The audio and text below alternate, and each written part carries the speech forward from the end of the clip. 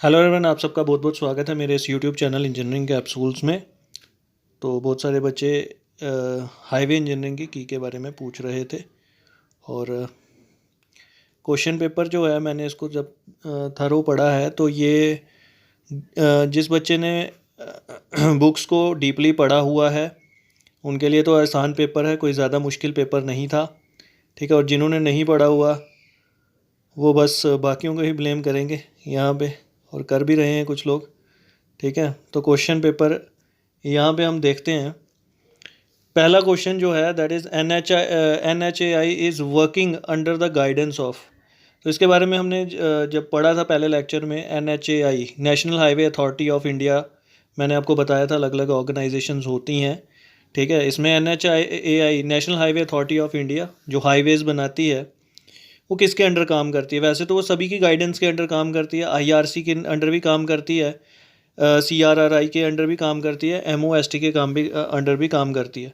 तो इसका according to me इसका आंसर जो है वैसे तो ऑल ऑफ दीज होना चाहिए, लेकिन इसका आंसर अगर पर्टिकुलरली वो एक ही उसके बारे में पूछ रहा है देन MOST जो है, ठीक है, ministry of shipping and transport जो है, इसके अंडर हमारा नेशनल हाईवे अथॉरिटी जो है वो आती है, अंडर इसी मिनिस्ट्री के आती है। बट ये सुजेशन जो है ये IRC भी देती है इसको, और CRRI central road research institutions भी यहाँ पे देते हैं। नेक्स्ट है the width of the carriage way for the single lane road. Single lane road के बारे में हमने डिस्कस किया था। सिंगल लेन रोड की कितनी विड्थ होती है? तो इसकी विड्थ 3.75 जो है हमने डिस्कस की थी। ठीक है, तो इसका ऑप्शन जो है ये होना चाहिए मेरे according B. Parking lanes are the and the guard rails are the part of. Parking lane और गार्ड रेल्स किसका हिस्सा होती हैं? ये रोड मार्जिन का हिस्सा होती हैं, रोड मार्जिन में ये आएंगी। ठीक है, यहाँ पे जो टिक हैं ये स्टूडेंट के लगाए हुए टिक हैं, ये इसको अभी आप आंसर की मत मानो, जो मैं बोल रहा हूँ उसको सुनो। ठीक है, तो फोर्थ का क्वेश्चन का आंसर है the vertical curve having convexity downward are called as. वो वर्टिकल कर्व्स जिनकी कन्वेक्सिटी नीचे की तरफ होती है उसको क्या कहा जाता है? चौथे का ऑप्शन है नन ऑफ दीज, सॉरी, चौथे का ऑप्शन है वैली कर्व, बी। पांचवा जो है horizontal curve whose radius changes gradually from infinity to some value, इसको क्या कहा जाता है? तो इसको कहा जाता है जी इसको कहा जाता है जी ट्रांजिशन कर्व। ठीक है, नेक्स्ट है sixth the road alignment between two stations should be. Road alignment दो स्टेशंस के बीच में कैसी होनी चाहिए? Road alignment between two station long and straight होनी चाहिए, लॉन्ग एंड स्मूथ होनी चाहिए, ठीक है, या फिर शॉर्ट एंड स्ट्रेट होनी चाहिए? तो इसका ऑप्शन है सी, शॉर्ट होनी चाहिए और स्ट्रेट होनी चाहिए। ठीक है, रोड अलाइनमेंट सेंट्रल लाइन होती है उसकी, तो वो कैसी होनी चाहिए? शॉर्ट एंड स्ट्रेट, इसका सी है। सातवां ऑप्शन है the solution of the bitumen in solvent is called as. सातवें का है जी आपका सी, कट बैक, इसको कट बैक कहते हैं। The solution of the bitumen in the solvent is called as the cut back. आठवें का है softening test is conducted by which operators, किस ऑपरेटर्स द्वारा सॉफ्टनिंग टेस्ट किया जाता है? रिंग एंड बॉल के साथ के ऑपरेटर्स के साथ किया जाता है इसको। ली चार्टलर कंक्रीट में होता है, विकेट भी कंक्रीट में होता है। WBM water bound McAdam road is an example of. Water road जो है वाटर बाउंड मैकडम, नाइन्थ का तो सी ही है, फ्लेक्सिबल पेमेंट के लिए वाटर बाउंड मैकडम पेमेंट की जाती है। Which of the following stabilizer of the soil payment swelling of the clay soil? तो इसका ऑप्शन है ए, लाइम। ठीक है, 10वें का है A, lime. Which of the following stabilization of the soil prevent swelling of the clay soil? That is lime. 11वें का है bank of the surplus earth dumped on the road side parallel to its alignment are, उसको क्या कहा जाता है? उसको spoil bank कहा जाता है। ठीक है, 12वें का है, in the concrete pavements joints are provided to prevent. Concrete pavement जिसमें जॉइंट्स को प्रोवाइड किया जाता है प्रिवेंट करने के लिए, इसका ऑप्शन या तो ए है तो या फिर डी है। तो ठीक है, हम क्रैकिंग को ही लेकर चलेंगे फ़िलहाल। तो 12वें का मेरे अकॉर्डिंग क्रैकिंग हो सकता है। ठीक है, तो यहाँ डी हो सकता है, दोनों में से एक होगा। 13वां क्वेश्चन है, the process of the load transfer from one slab to the other is carried across the transverse joint by. इसका है जी डबल बार ए। 14th क्वेश्चन का है, cross drainage work provided in the hilly roads is catch water drain.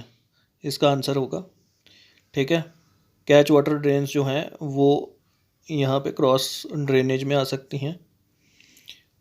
Soil erosion of the हिल, लेकिन इसको check कर लेना, मुझे इस पे शक हो रहा है थोड़ा सा अभी भी, सी वाले ऑप्शन पे। ठीक है, क्योंकि वीप होल्स तो होते हैं वो जो आप देखते हो, जो रिटेनिंग वॉल और रिटेनिंग वॉल के अंदर छोटे छोटे आप होल्स देखते हो, that is the weep holes. ठीक है, कैच वाटर ड्रेन, अब ये ड्रेन क्रॉस ड्रेनेज वर्क की बात कर रहा है, यानी सड़क के क्रॉस वाइज जो ड्रेन जाएगी। ठीक है, तो एक बार इसको चेक कर लेना, क्योंकि ये की जो है इसमें हो सकता है कोई छोटी मोटी एरर हो सकते हैं। अगर आपको इसमें कोई एरर लग रहा है तो नीचे कमेंट बॉक्स में ज़रूर बता दीजिएगा। ठीक है, 15th क्वेश्चन जो है, that is soil erosion of the hill roads is prevented by. Soil erosion of the hill roads is prevented by, soil erosion किसके द्वारा प्रिवेंट की जाती है हिल रोड में? तो इसका ऑप्शन 15वें क्वेश्चन का ऑप्शन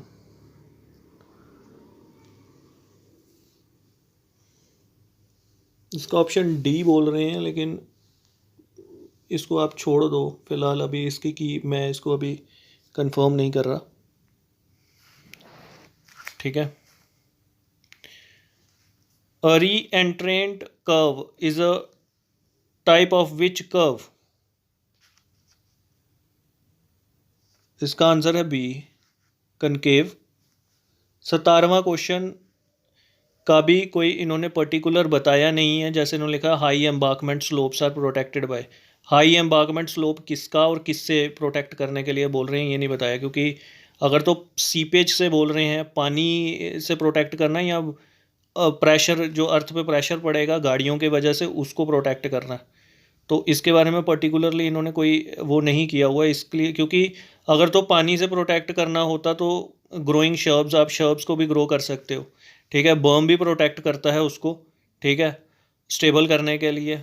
रिटेनिंग वॉल भी उसको करती हैं। रिटेनिंग वॉल आप हिली एरियाज़ में देखते हो, जो हिल रोड्स होती हैं उसके नीचे वाली साइड में रिटेनिंग वॉल्स होती हैं, और ये भी तो एम्बार्कमेंट में ही बनता है। और ब्रेस्ट वॉल जो होती हैं ये ऊपर वाली साइड में बनती हैं। तो ये पर्टिकुलरली इसका कोई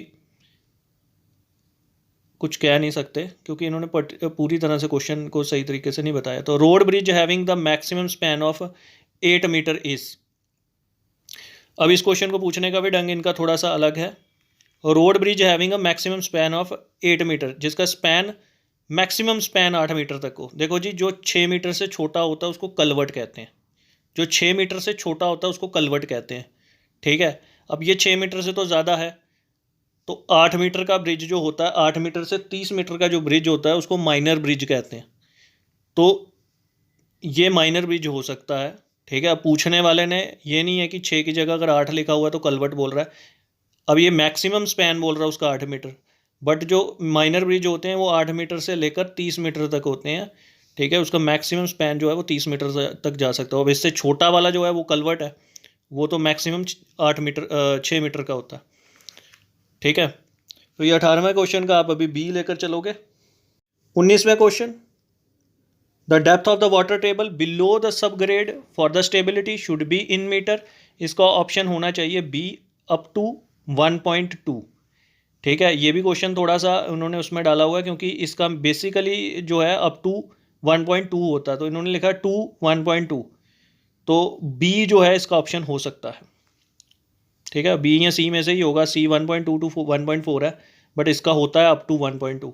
the joint sealer used importantly in the concrete roads is, जो जॉइंट सीलर इसमें इस्तेमाल किया जाता है कंक्रीट रोड में, ये ज़्यादातर बिटुमन का इस्तेमाल किया जाता है। ठीक है। Widening of the joints is maximum in, widening of joints की वाइडनिंग किस सीज़न में ज़्यादा होती है? ये समर सीज़न या ऑटम सीज़न, दोनों में से एक में होती है। The application of the bitumen binder to existing payment followed by the cover aggregate is termed as, इसको सील कोट कहा जाता है। 22 का है डी। ठीक है, आई थिंक इसका डी ऑप्शन होना चाहिए। 23rd जो है, the roller use for compacting cohesive soil is, ये शीप फुट रोलर ही है, ये बिल्कुल सही है। Which of the following is use for preparing for hot pre mix carpet, इसमें से किसको हॉट प्री मिक्स कारपेट बनाने के काम यूज़ किया जाता है? इसका भी शायद डी ही है, बिटुमन ही होगा। और 25 का क्वेश्चन है, 25 का जो ऑप्शन है आंसर है, a large space erected at the airport, इसका हैंगर ही है।